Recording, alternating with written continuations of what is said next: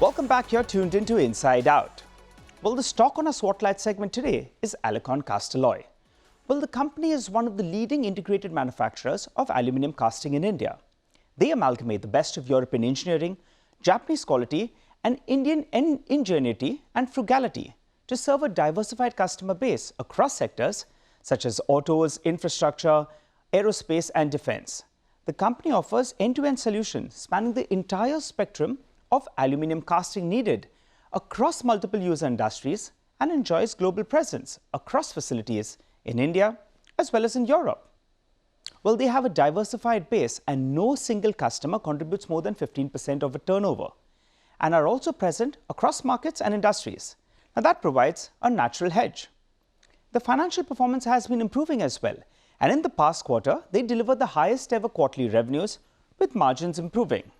Well, the margin improvement has been aided by focus on value engineering, refined product mix, and cost optimization efforts, and would have been closer to around 14% if adjusted for a non-cash charge on account of ESOP scheme.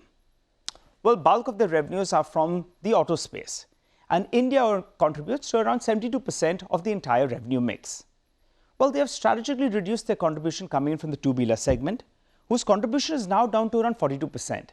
As they've increased their focus on four-wheelers, EVs, as well as exports. Now, there is clear validation of them moving up the value chain, as they've started supplying a complex part to Toyota, which is the hybrid cylinder head. And the management says that this is the first time in the history of Toyota that they've outsourced the cylinder head. Remember, Toyota's quality is one of the most stringent in the auto industry.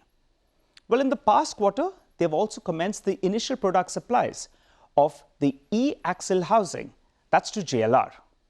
Well, during the past quarter, Alicon booked orders aggregating around 680 crores.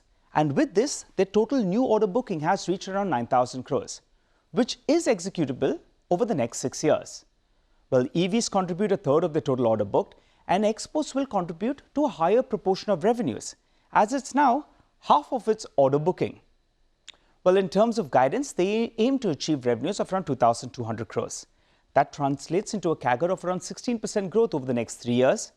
And the company has been focusing on reducing its low-margin businesses and increasing profitability.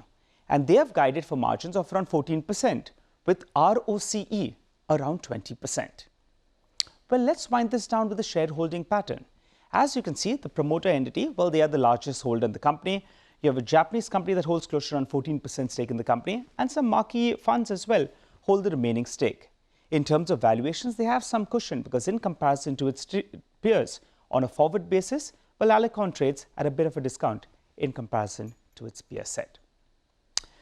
Well, with that, it's a wrap on this edition of Inside Out. Thanks a lot for watching. You do keep writing to us. We'll try to feature some of the companies that you want to understand on the show.